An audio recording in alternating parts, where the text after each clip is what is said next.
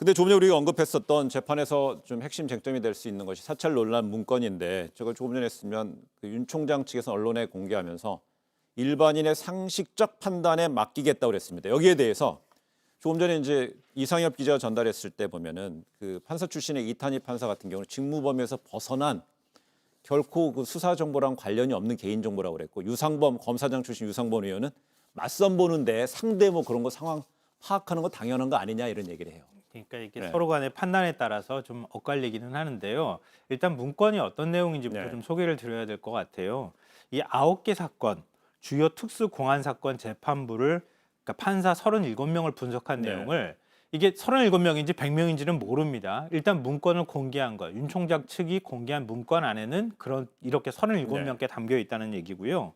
출신 학교 주요 세평 그리고 주요 판결 이런 내용들이 세 가지로 크게 분류가 돼 있는데 이 뭐 일종의 이제 특수 공안 사건이었는 네. 이어서 그렇게 했는지는 모르겠지만 예를 들면은 뭐 이석기 재판 문제라든가 그다음에 세월호 사건, 뭐 정교조 사건 이런 네. 것처럼 주요 사건에 대한 재판을 어떻게 했는지 이런 잠깐만요. 내용들이 참고로 이 시청자분들 이해를 돕기 위해서 지금 화면에 나가는 것은 윤 총장 측이 공개한 그 문건이 아니고요.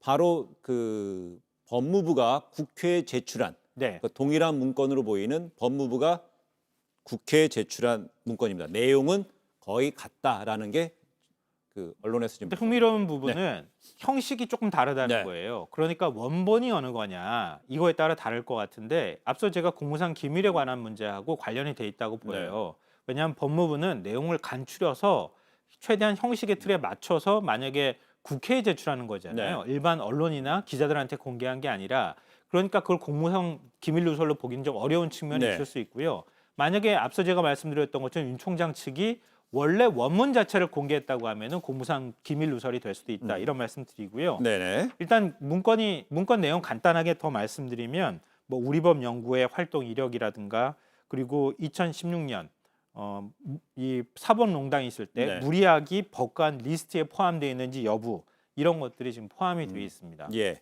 그래서 이제 문제가 됐던 것이 이제 세평 항목이었는데 거기에 거론됐던 판사들은 이거 보면 이거 내 얘기야 왜 사건이 있으니까는요. 네. 그럼 이거 나에 대한 건데 그래서 그 해당 판사들도 입장을 좀 낸 거 아니에요? 네, 해당 예. 판사가 언론을 통해서 입장을 낸 거 예. 보면요.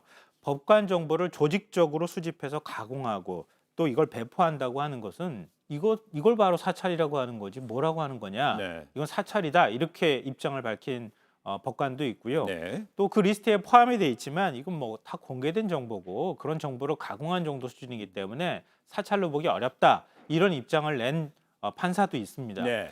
근데 저도 문건을 봤어요. 봤는데 판사들은 불쾌할 것 같아요. 왜냐하면 그 문건 안에 있는 내용 중에 존재감 없음, 그리고 대응하기 쉬움, 뭐 이런 내용들이 들어가 있거든요. 네. 판사들 입장에서는 판사 성향을 분석하는 차원을 넘어서서 판사에 대해서 검사가 이 사람은 이런 사람이야, 저런 네. 사람이야. 이렇게 지금 판단을 했다는 얘기가 되기 때문에 굉장히 불쾌한 반응이 나올 수도 있다는 얘기입니다.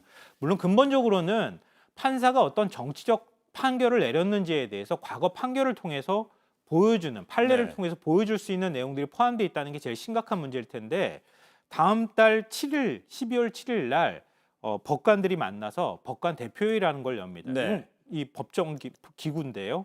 법관 대표회의 때 이게 만약에 이번 부분이 안건으로 올라가게 될 경우에는 법검 갈등이 될 가능성도 있어 보입니다. 그래요.